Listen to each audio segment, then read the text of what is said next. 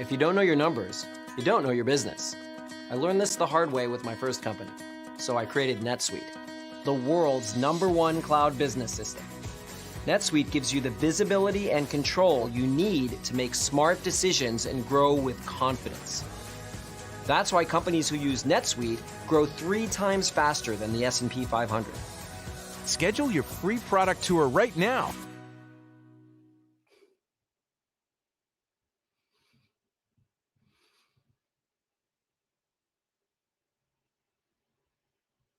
Hello, everyone, and welcome to the Digital Leader Show. We're back to being live every week, Wednesdays at noon Eastern, 9 Pacific, talking key issues and news at the intersection of business and technology in hopes of making you a better digital leader. Today, we're discussing, is digital transformation a time machine, with CX and digital transformation expert Michael Hoffman, plus headlines for digital leaders. A quick thank you to our sponsor, Oracle NetSuite, a unified cloud business management platform that allows organizations to operate more effectively by automating core processes and providing real-time visibility into operational and financial performance. ERPA members and followers can receive special pricing and resources. Go to erpaai.com/netsuite for more information. I'm Dan Goodstein. I head up the Institute for RPA and AI, as well as the Digital Enterprise Institute. We're a professional association, media, and peer-to-peer research network providing education, networking, and advice to over 130,000 members worldwide, all around automation, enterprise AI, and digital transformation. You can check more out at erpaai.com. My co-host today is Carlos Alvarenga. He's a researcher, author, a coach. He serves as the chair for our new Technology Innovation Board. He was previously senior research fellow at Robert H. Smith School of Business at the University of Maryland, executive director at World 50 Labs, and held leadership roles at EY and Accenture. Carlos, you're back. I am back, Dan. I took my hiatus to go back to my grad school crisis. I survived the first semester intact, and it's wonderful to be back with you on Wednesdays at noon, as it should be, talking technology and digital transformation. Thanks for having me. Admit it, Carlos. You missed me, man. You tried quitting this podcast twice before now, and here you are for the third stint. So you don't know what to do on Wednesdays. He keeps pulling me back. Isn't that the famous other line? Exactly. So exactly. Well, you can check out, but you can never leave. Dan, back to stay. Great to have you back. And like I said, with this, we're back to doing weekly digital leader shows. So really, really excited. And, you know, a lot's going on. I got to catch up with you on a lot of things. But one of them is, you know, we haven't bashed or criticized Elon Musk in a while since you've been on the show. So what's going on? He's predicting that AI will be smarter than people by next year. And amongst other things. I thought you were going to say than him. Right. Well, let's just go back. Let's rewind the clock, shall we? And to when he bought X and our various predictions, and the people who said X is going to get really good now, or Twitter, because he's in charge and he's a great manager and leader. And I said, this is the beginning of the end. And it is the beginning of the end, right? It hasn't gotten better. In fact, it's gotten in so many ways worse. So, which in a way, who cares, right? It's just a social platform, but it does have a kind of special place in society, I think. So I don't know if you think whatever it's been a year down the road, he's been good for the company or bad, Dan? Well, I just want everybody to know, for all the people that think out there that I think that I'm stubborn and I can't admit that I'm wrong, having you on the show after you were right about 2 things that I was wrong about, that and the Sam Altman thing, you got 2 wins. Yeah, the crypto, Bankman-Fried, right? I remember when the story broke, I said it's old school. That's what I meant to say. Old school fraud, plain and simple, and he'll get 20 years. Which he did. So this one was an easy one to call from the very beginning, right? But as always, right, Dan, so many things going on. The thing that I was looking this morning was my old firm, KPMG, being fined $25 million, KPMG Netherlands to be specific, for old school answer sharing for the audit exams. So, you know, you take these tests to make sure that you stay current. And apparently the partners, the associates, the managers were all sharing the questions with each other. And so, you know, the classics stay the classics, right? Okay, now we go back to Mr. Musk. So he predicts superhuman AI to be smarter than people. Once again, he's wrong, but that's okay. We shall see. I'm not going to even chime in on this one, but one fun kind of thing that I saw. Apparently, the only thing that can take people away from their phones and cure screen addiction is more eclipses. Apparently, internet traffic plunged 40 to 60% in the areas where the path of fatality was. Fatality was right. So I saw a joke this morning that's ironic that the only thing that can take you away from your phone also hurts your eyes. Well, right. That does. It's a funny thing. I always say about how if aliens came to Earth, they would think that we were born with phones, right? That it's actually some kind of human attachment that is given to us at birth, and so it's part of the human anatomy, right? That hasn't gotten any better, and in fact, it continues to be worse, right? That this really interesting phenomenon of seeing people at concerts or shows or events, and they're looking at their phone, looking at the thing, right? So their phone becomes this intermediary between you and the thing that's standing right in front of you. Yeah. So you look at the physical world in front of you through this device, and that seems to be only getting worse, to your point. Yeah. Mm-hmm.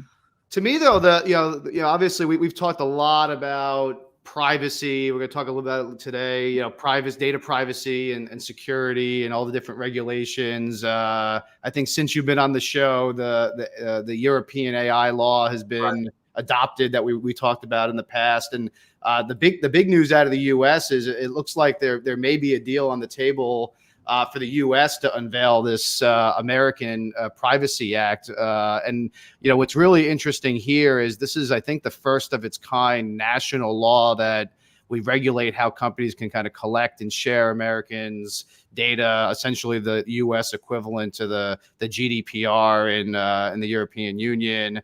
And the premise of it is that it's too unregulated, and personal data is too easily shared and sold in the U.S. So they're talking about banning the transfer of personal data, especially to third parties, things like geolocation, financial data, biometric, and even calendar and phone logs, which is pretty impactful based on a lot of the ways that we had a guest the other day talking about infonomics and the economy of making money off of this data, right?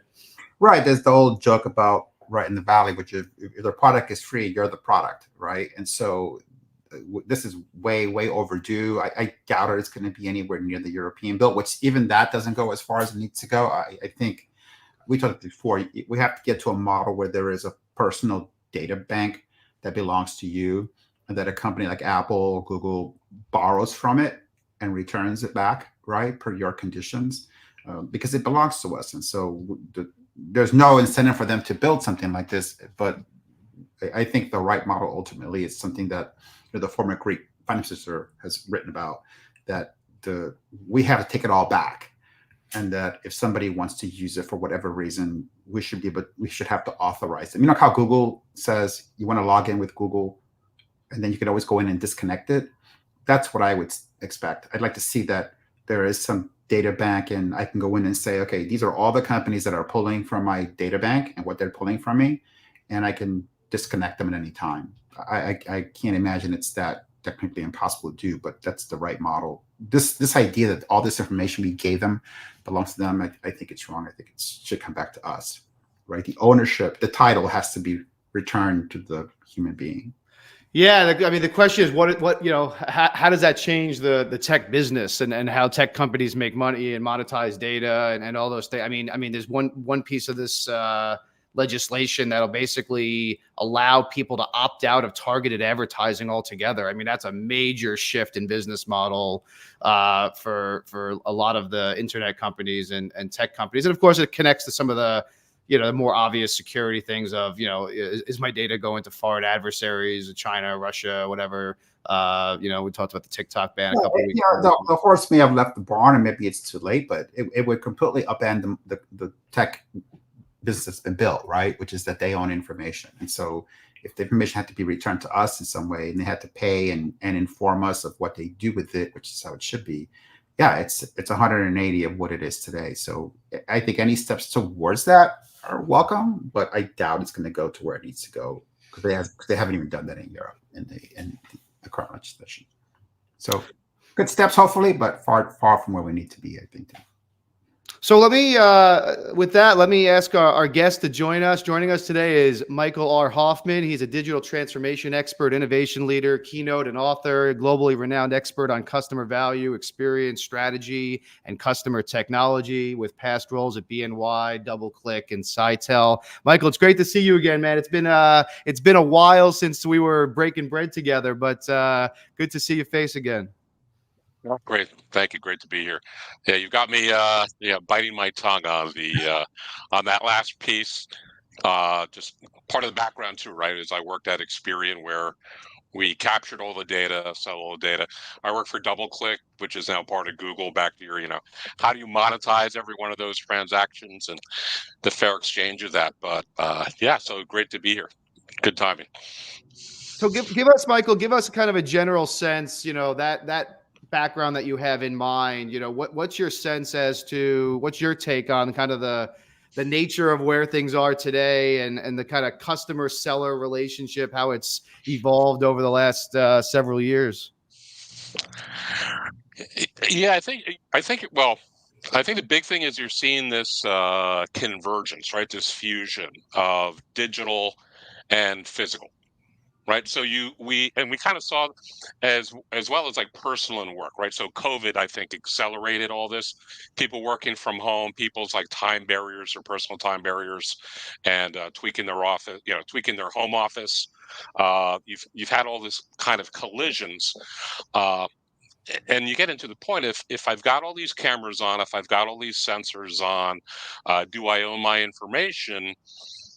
And I guess the idea where Carlos was just going is I don't really own my information, or at least I share it.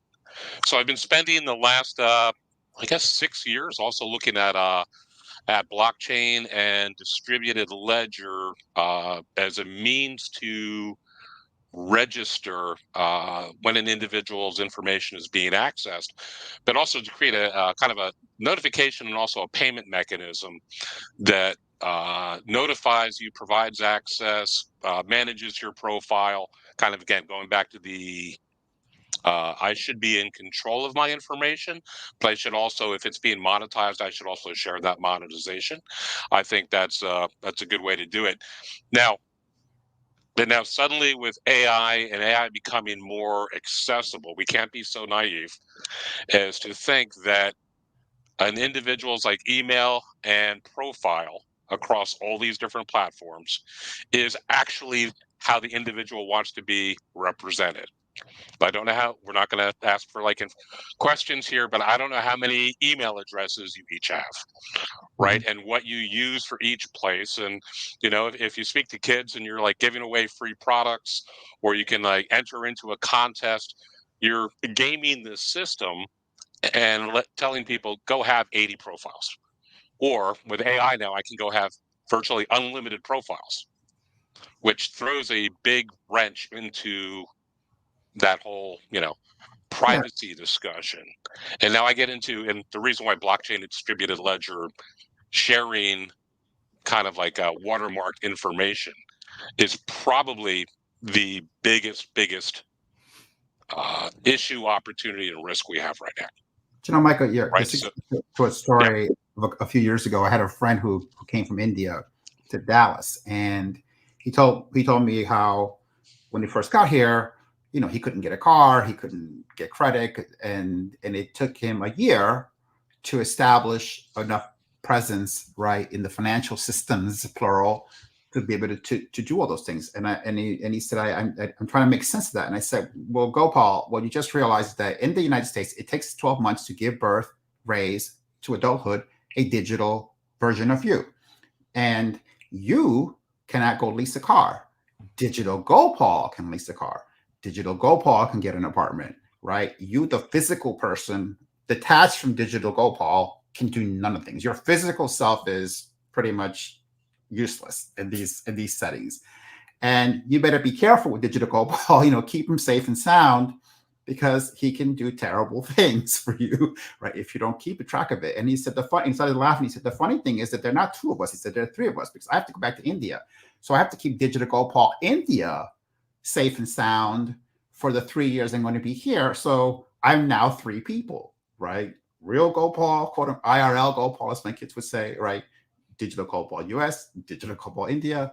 And so that's what I find really interesting, is that this relationship between what we are as people, right? And then this, I don't want to call it virtual, because it isn't virtual. It's very real. It just happens to be digitized, right? And remember, the last point was that woman who got in trouble because she tweeted something. She's got a flight from London to South Africa. And by the time she landed, she'd been fired, right? Because the thing that she said went viral, and everybody, right, got very upset. And so her digital self got her kicked out of a trading job the whole time she was in business class flying to Johannesburg, right? So it seems to me, Michael, that to your point, like, AI is going to make this worse. We get to the point where, are we going to lose control of our digital versions? And there's some, and this kind of ties back to this theme: is AI a time machine? Right. Because you can't, when we start talking about that digital persona, that digital identifier, and now you're taking it to location. And now this key element right there in terms of a data attribute, location and time to individual is actually how you triangulate and ideally verify that a person is in a place. It is actually that physical person. In digital, I can, that time horizon, I don't know right now. There is no real time. What we're doing right now, replayed in 2 weeks, is as real as it is right now doing it in real life. Applying for a loan is the same thing, now or 2 weeks in the future, whether I'm doing it or without going into deep fakes, but I can do a whole simulation, applying for the loan, showing up there. I can morph myself into all those other things are all absolutely possible right now.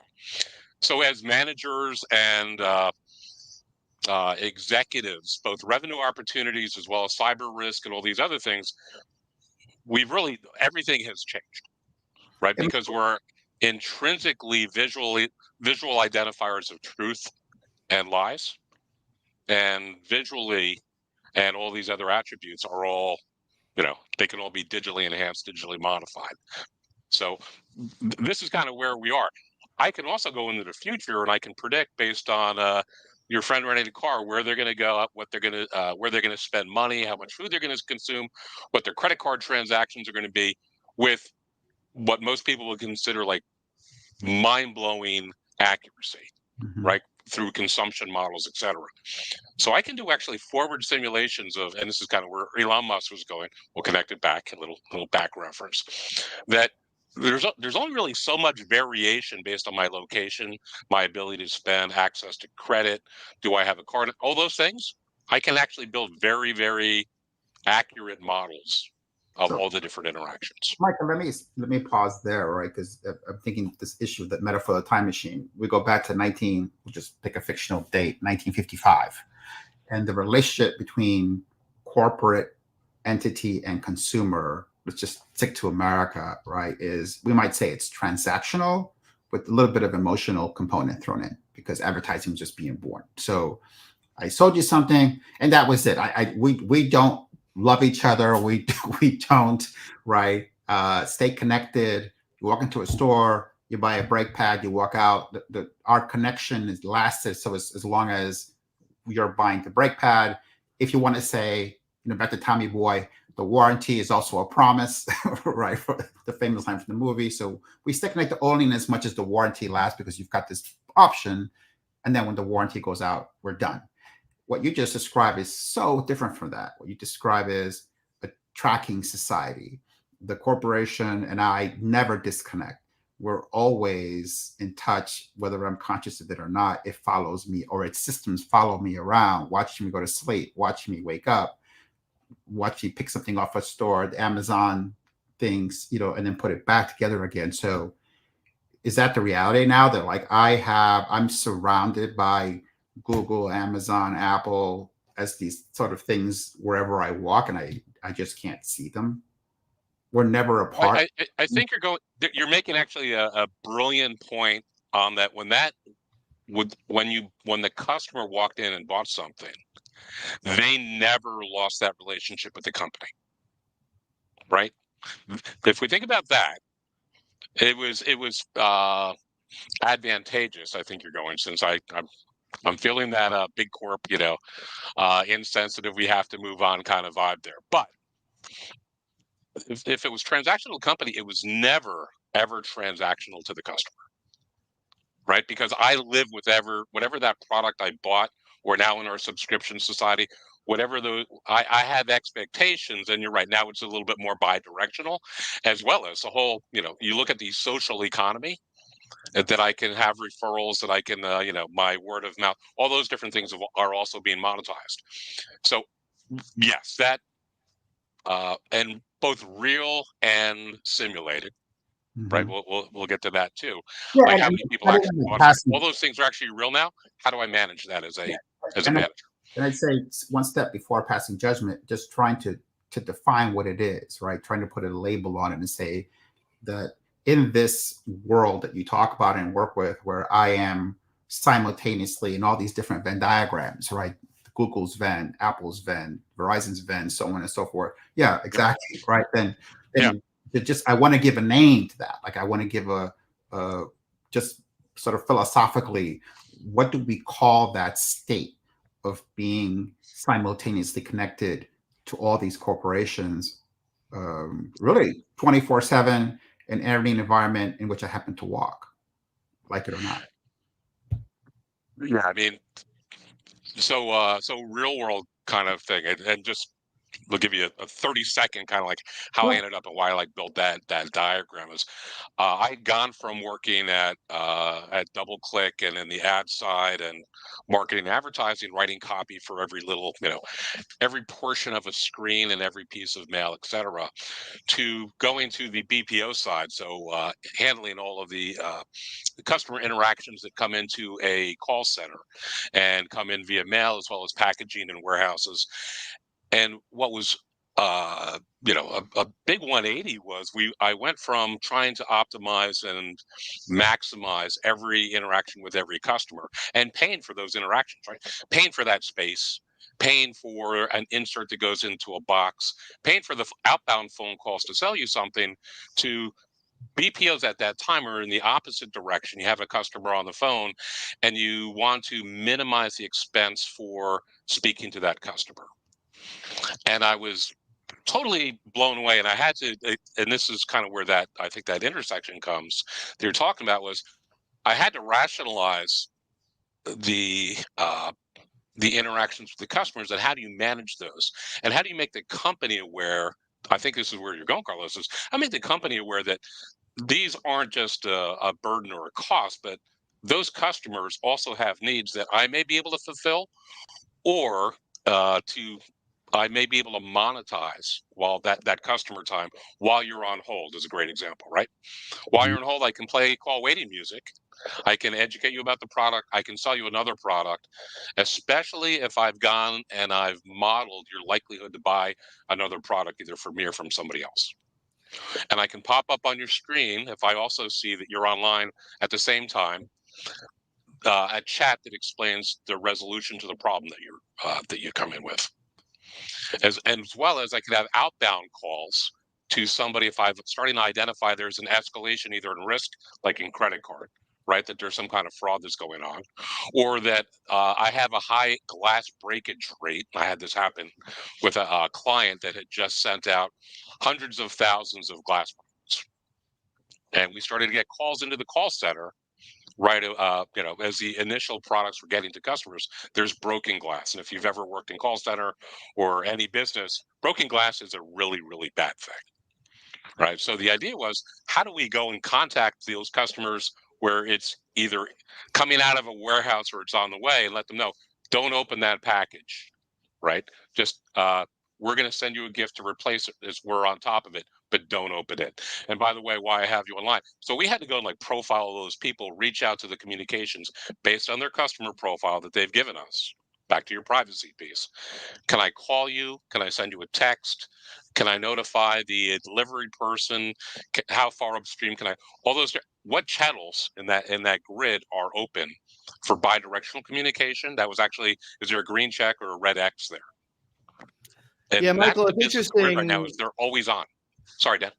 I was just gonna say it's interesting you bring up, because a lot of what's in the media, and Carlos and I have had this debate many times, is the negative issues, and we got to talk about that. There's a couple headlines this week that are definitely concerning about how big tech has gotten some of the data that they're using, especially around Gen AI and stuff. But I've always kind of maintained that it's not just about the monetization of the data for the tech companies. It's the data that gives us a better experience. Like I'd have these debates with, family members who are super privacy conscious, and say, you're actually, aren't you getting a better experience if the ads that you're watching are catered to you and are actually relevant to you, or the information you're getting or the alerts that you're getting are actually making your life better, making your experience better, making your loyalty to the brand better? I'm thinking, when you were a DoubleClick as an example, like, was that part of the, I guess the optimist in me is like, I hope that was part of the mission statement, as opposed to just monetization. But what I'm curious. Well, now you go upstream, right? So without going into like too much on like DoubleClick, and you have very rich profiles, right? Which is kind of where you're going. And there was something I mentioned in my book, Customer Worthy, and I think this kind of aligns a bunch of these different pieces, where there was contaminated meat that came out of a grocery store in, I think it was California. And to your point on, they found out that there was something that had gone wrong in this chain, and there was a lawsuit against the shopping center because they had a loyalty program. And they said, based on your receipts to come through IRI, et cetera, or think of all those different little POS systems you have that go and they update the points that you got on that program. And this makes sense logically, but again, mechanically at the time, it wasn't. It wasn't something. There's a latency in the data. Kind of, Carlos, back to where you were going a little bit. There was a latency by the time that they got the information. You would actually be able to go and respond. And by the way, that's not what our system was built for. It was built for giving points. Back to kind of like what we did at DoubleClick.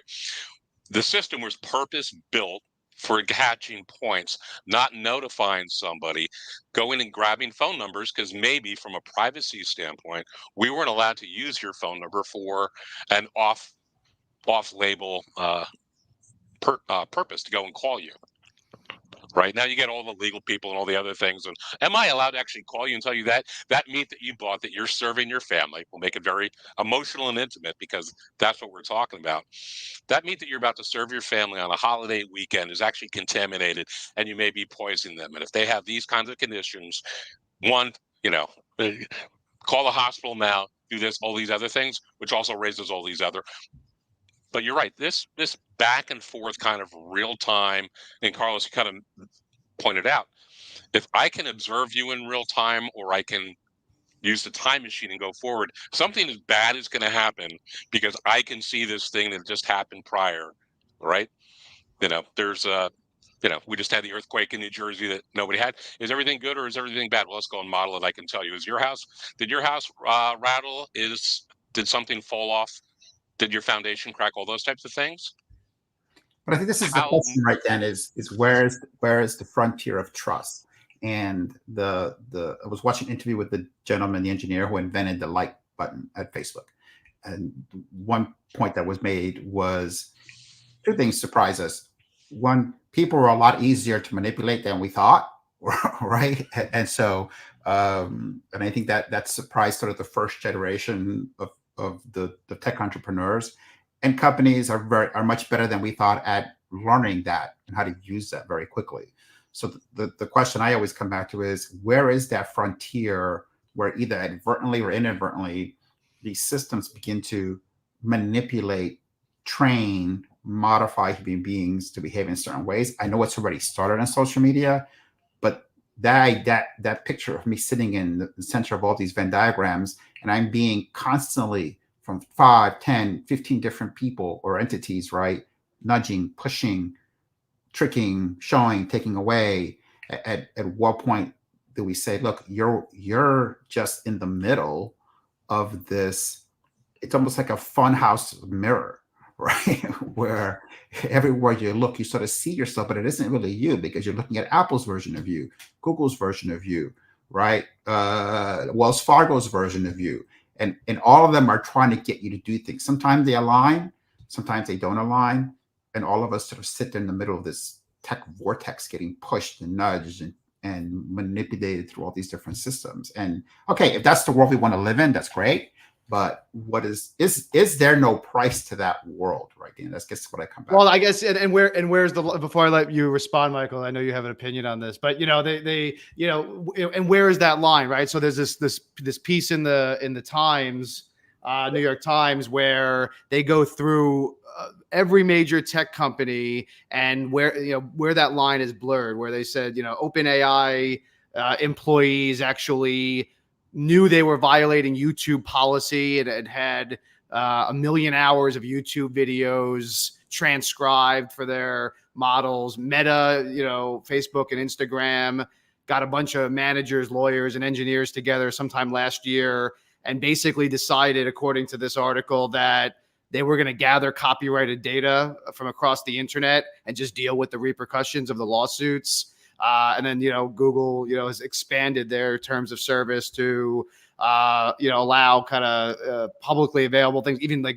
public Google Docs, restaurant reviews, Google Maps, and other things to be part of its AI, product. So I know it's a big question, Michael, but like, so where's the line? And then what's the responsibility of the company to give you some transparency into how they're using it? Or time machine, you signed up 6 years ago and they've changed how they're using it, right? He covered a lot of ground there. I mean, so part of this is loosely referred to as ethical AI, and ethical AI, frankly, this doesn't cover where you're going, right? Are you responsible? Kind of back to that poisoned meat thing. You didn't poison the meat, by the way, right? Mm-hmm.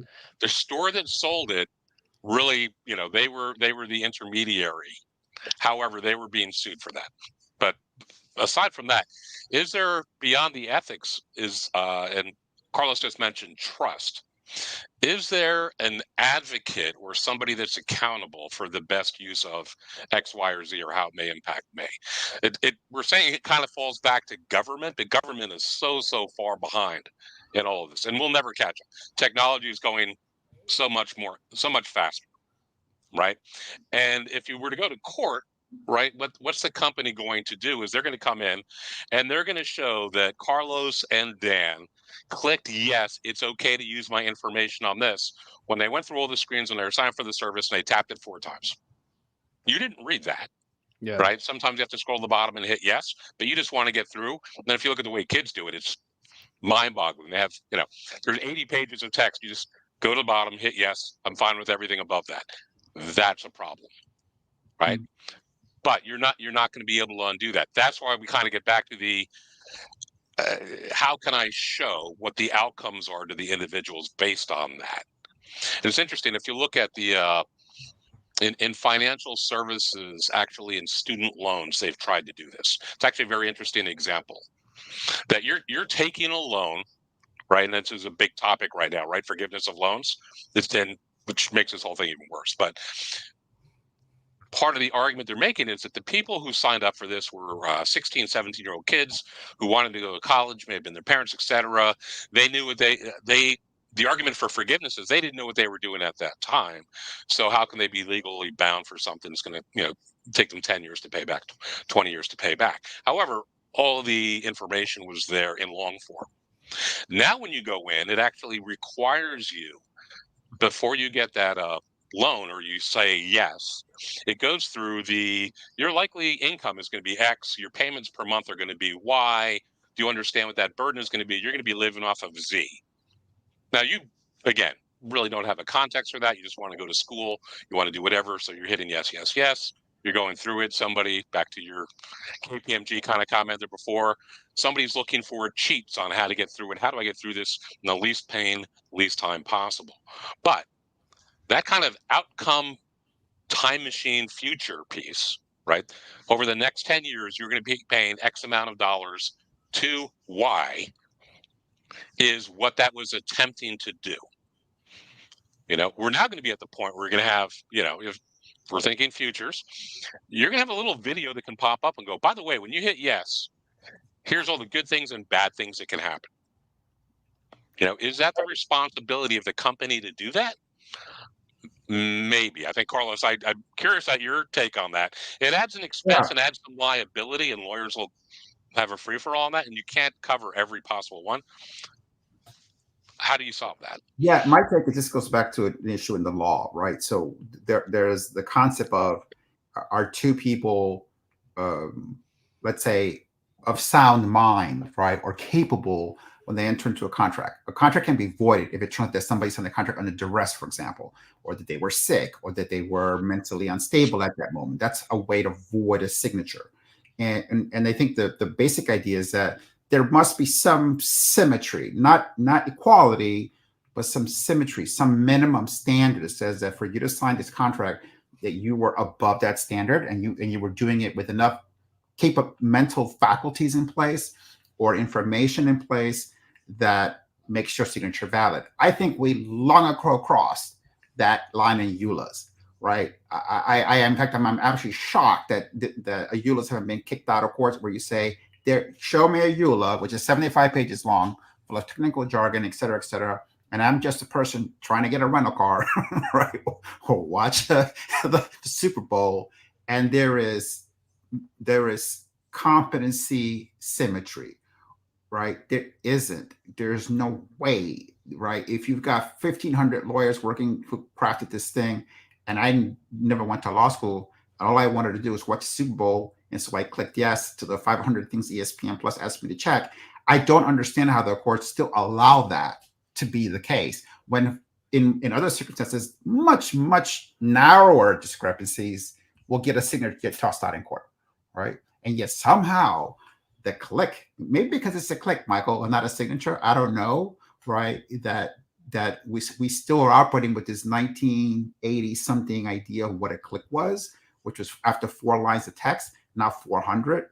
And I think that this is a legal issue that and I don't understand. I'm not an attorney, so I would love to hear from an attorney. Why is that? If I'm sick the day I sign a contract, I can get out of it. But if I am incapable of understanding 700 pages of EULA language, I'm still bound by this thing. I think, Carlos, it's because, and I'm not a lawyer either, but I think it's because they haven't been able to prove harm, right? So it's back to that debate about, is it the tech that's harming you? Is it something else that's harming you? Are you being harmed at all? Or, is back to experience, is your experience improved by it, right? You opted into something that was free, and, this is the cost of free. Yeah, but here's the thing, Dan. This is why we go back and forth on this, that when you see the experience, you're only seeing half the equation, right? This is the problem. And if you go back to, there was a great book that was written about, I forgot when it was, 5 years ago, about Google, the rise of Google, and this trade-off.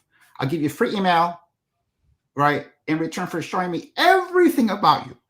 And at that moment, nobody understood that when they got a Google email account, that the trade they were making wasn't, oh, I picked Google versus some other online platform. I'm giving you everything. And so, but haven't the people spoken though, Carlos? I mean, that's true. And there's definitely a level of understanding of that. Maybe not complete understanding, but the average consumer is more familiar with it now. And you know what? Gmail is still the largest used non-corporate email service out there. Has done a great job of keeping that information unavailable to you. I think people like Michael know that when they click yes to something, all machines that will go to work the minute that button is clicked. I think the average person doesn't know. And I think people like Google do a phenomenal job, right, of keeping that behind the curtain so that you think it's just a click and it's just another email account. You just have like crossed into another dimension, which actually goes back to where Dan was going, which is, I don't know how many devices right now within a 30-foot radius of me are listening and can visually see what's going on. Right?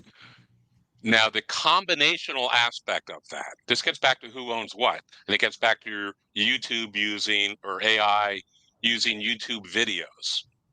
If the camera over to my left, not this recording camera, which I've acknowledged is recording this, but the one to my left, which once in a while just pings, because if you read the EULA on there, it says you're allowed to do that for whatever reasons, and us and our partners who would use it for contractual uses. That's like page 80 of your EULA, by the way, which is the most, if you want to go after a couple paragraphs, go after those. But so is that acceptable then to reuse as contact to educate a generative AI formula because it's 3 layers removed? Now, the answer that everybody's coming up with right now is like, no, that's not allowed. That's not the way that we should. That's not the way that we should do that. But I did a presentation a couple years ago about do you know that your car is listening to you? There's another EULA, back to your Carlos, I bought a car thing. And I said, do you know that there's like a 3 terabyte kind of storage in the back of your Lexus? And people are like, that's not true. And I'm like, yeah, I go, but that's not the big part. I said, the big part is actually, now that it's also connected online, if you're using your phone, so the data storage and what they can hear and what they're listening to or are able to listen to. And people said no. And I said, if you actually read, I pulled up the paragraph that says, for safety purposes and for the benefit of those other people, like paragraph 80, we may from time to time listen or use your data, listen in on your conversations or what's happening in your location, which again, you can all bring together. You're telling me I've got a black box in my car, Michael? Like the black box on a plane is one in my car? There was a lawsuit a few months ago between the guy who crashed his Corvette and Chevy gave a whole bunch of stuff to the court, right? And he didn't even know that it was being recorded. And he never agreed. But it was in the EULA that he turned on when they turned on the car from at the dealership. And he said, just click that screen and let's go on for a test drive. And that's it, right? He was done. And by the way, now we got to this great article about this term, which I find interesting, because I when I read it, right, this technical feudalism is an interesting concept. So for those who didn't read the article, it basically says we deploy labor on social media platforms, produce content for the lords of social media. So in this content, think of Satya Nadella as the Duke of Microsoft. Okay, the Duke of Microsoft owns many, many lands from which he extracts rent for you to go on. One of those lands is called the kingdom of LinkedIn, right? And in the kingdom of LinkedIn, we, the 3 of us today, are laborers, right? We're working hard to make content for LinkedIn, so people will be on LinkedIn, and the Duke of Microsoft will make even more money. And by the way, no matter where we go, as long as we have a LinkedIn account, we're serfs, right? We're part of the feudal estate called LinkedIn. And I think it's an interesting idea because I see that with influencers. I see that with, right, as I study that phenomenon where people work and create and quote unquote produce, right, to make the platforms very, very wealthy, and they're stuck there, right? They're digital, right? It's a kind of digital feudalism. It's the way. Come on, Michael, help me out. No one's forcing you to do any of these things, Carlos. You're not. This you've opted into these things. Maybe it was a little nefarious how you opted in. Maybe it was 80 pages, but you still bought the computer, booted it up, got an internet connection, and opted into this stuff. Right. So that makes it okay. No, but feudalism's a little far-fetched. No, look, you could have walked off the estate if you wanted to, right? But as long as you're going to stay on, well, they would have killed you if you did that. You would have died because there's no way to sustain yourself. They weren't enslaved, Dan. They were feudal, which means that if you chose to stay there, you must submit yourself to the regime, right? And the regime was hysterically unfair. So all I think he's saying is, I think that he's not saying we have to be here. He's saying, but if we're here, just be aware that when you work for LinkedIn, when you work for YouTube, when you work for TikTok and Instagram, understand what this is doing, right? That you are a laborer on a digital estate making money for the Count of Microsoft or the Duke of TikTok. So let's add in. So there's intellectual property rights, there's creative rights, there's your location and privacy rights. So let's build those all into attributes around each one of us. If any of the things used in the public domain or by one of these feudal lords that has been declared or is identified as property of value to us, we should be notified, and we can or cannot, we may or may not be compensated for that. I think that's kind of where we're going, or where this needs to go, which now shares that responsibility, right? There, to Dan's point especially, there is a huge amount of expense to keeping your email safe and to filtering out spam and to all these other things that benefit Dan and Carlos and Michael right now. And that number is much higher. The expense to do that, if you were going to go and try to do it on your own, and this kind of gets into that protection of that, that kingdom or whatever. But the protection is part of the benefit that we're getting. The network, right? All the different nodes on that network that we're able to use, whether at LinkedIn or Gmail or whatever else, are also all part of that benefit. So the more they grow the network, the more value each of us actually obtain as well. So it's not this isn't as black and white as we would think. Carlos, for your piece to go even further, and this is something that when we start looking at computer visual recognition and optimizing models, so productivity. So worked in warehouses, and where you see people moving through a warehouse, grabbing things, putting things, packaging things, labeling things. And you can think of it as an office environment as well, where you can think of it as somebody just typing copy for, we won't go into what happened just now in sporting, right, where they were going and saying, there's really not much variability in reporting sports data on a day-to-day basis. That was actually one of the initial uses of AI and ML, was if you just go and submit the scores, the at-bats, etc., you can actually have a computer go in and write the stats, actually write a little article, because the adjectives and adverbs aren't that large a set. Actually, similarly, to go and write a 10K and to do a financial reporting, there's actually two sets of models. One that goes and writes those, or like starts those. They can be edited then after that. There's another one that goes and reads those and interrogates those and then correlates those across industries, across all these different dimensions at the same time. Where, who owns what and who is liable and accountable for the calculations, ownership of that property, and should that be shared? All these are now questions, right? Because we may have answers to them where we didn't have answers, or the ability to go and trace back ownership and participation. We didn't have this, I'll say, luxury or capability 2 years ago. Yeah, and it's funny. Now AI is kind of blurred it, right? That's our issue. It's funny to use the word protection, because if you look at this, a lot of the literature on like the early nation states in Europe, right? The basic trade-off on something like this, I decide I'm the Duke of forever, right? And so here's the way it goes. I'm going to give you protection and rights to be negotiated at a later date, but I promise you, right? Protection and rights. In return, I need fealty and labor. That was the basic trade-off. I will keep you safe from the marauding band of whatever, right? And I'll give you a right, depending on where level you are in the society. You get more rights and less rights. And then you owe me labor and or tax, right? But basically money. And then fealty. You can't belong to somebody at the same time. If I look at LinkedIn, it's kind of the same deal. I say, I'll protect you from bad sites where people share information about their job, right? This is a safe place. We keep it safe. We do a lot of work to keep it safe. And I'm going to give you rights. The basic user gets this set of rights. If you upgrade to some other premium thing, if you got Sales Navigator, you get more rights, okay? And then in return, you don't go to other places. You don't repost stuff, right? You stay loyal to the platform and you work for me.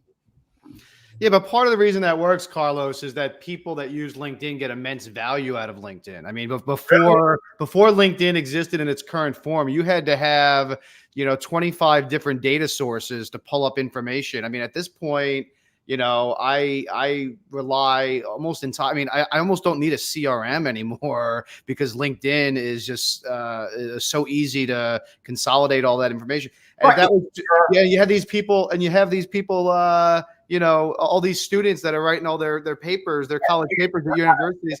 They're getting value out of it. You're not a LinkedIn serf, right? You're not a duke. You're more like a knight. You're kind of a little bit higher up in the. I'm part of the problem, huh? You've become a LinkedIn. You are the problem, right? So you're good. The average person isn't. And what about all your students, though? All your students are getting these papers written. That's benefiting them. Let's just do an exercise one day, and let's just watch We'll pick anybody's LinkedIn feed, okay? And let's watch what posts one after the other. And you're going to tell me that for the serf, the person who's not paying for a premium account or whatever, to sit there and watch.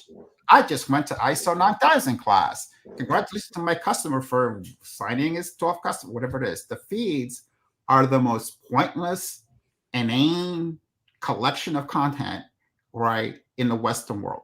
And so for the average person, you really believe that endless one after the other, man, there's like 40 people on LinkedIn watching us right now. Today, Carlos, you never had to buy a list. Right. He's never done sales and marketing. Buy a marketing or an advertising list. You're right. I don't buy lists of people. So right, you are the ones whose data is being sold. We're the ones buying it. Buying it, reselling it, Dan, to be let's be honest there, right? But yeah, I mean, it's a consortium. It's it's a give and take model. But again, you have just like everywhere else, you have a choice not to do it, not to participate. If you wanted to contact 8,000 people right now, grab your cell phone and start dialing, or become a member of LinkedIn and join 8 groups and go and send out that message. And yes, it'll go through a series of profiles and algorithms to identify whose screens it pops up on what time of day. Send that message at 8:57 for the highest number of views that you're going to get. By the way, all that information is published too. Right. So there's all these other series of benefits are all offshoots of that kind of consortium and sharing. There's alternatives to Facebook and all these other pieces. But why don't people use them? They're not as good. You don't contact as many people. The quality isn't as good. Maybe more risky security. All those things are highly, highly valued and benefit individuals. Yeah, just a final thought. I think that's a really interesting phrase, and I haven't done enough reading to argue about it intelligently. But that point of it's still your choice is the interesting one.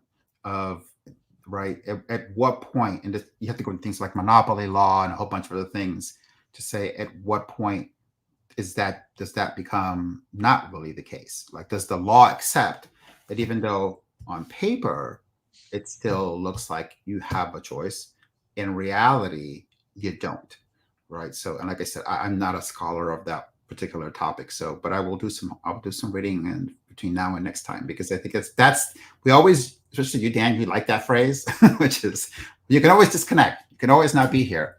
Well, can you? Is that really an option, or is that something that tech people tell themselves to make themselves feel better at night? Well, you can. I would argue it's not going to be a good. It's not going to be a good experience. Hence the connection back to experience. Michael, I'm sure it's another show in itself, but in the couple minutes we have left, I wanted to ask you. In your book, you talk about justifying customer experience as an expense, and I find so many organizations that we speak to still, look at contact center and CX as a cost center, as a service center, and not as a revenue center and a marketing center. I'm curious as to what you see over the next maybe a couple of years with all this technology, how that evolves. Yeah, I think the idea that the customer, and this is kind of where Carlos is going too, invests in every interaction. Right, the amount of time that you spend, which is really what we're talking about monetizing. Whether I'm calling for customer support or I'm registering for my warranty, I'm doing that. When companies realize that there's an additional value opportunity when Dan goes and submits that, they know it on the warranty side. That's a whole like reseller business, but that action, that back and forth, the label that goes on your box, the bottom of a bill statement, all those different things are all revenue opportunities, and they go across the entire customer life cycle. Huge revenue opportunity. And there was some I just did on the ecosystem opportunities, which are, there's the direct buyer, there's the family in the car purchase, there's your neighborhood that sees the new car going down the street, there's all these other pieces. We're actually able to measure those now too. That is softly kind of harvested ground right now. It's going to be enormously growing as people are able to identify how they're going to monetize those channels and kind of blast that out.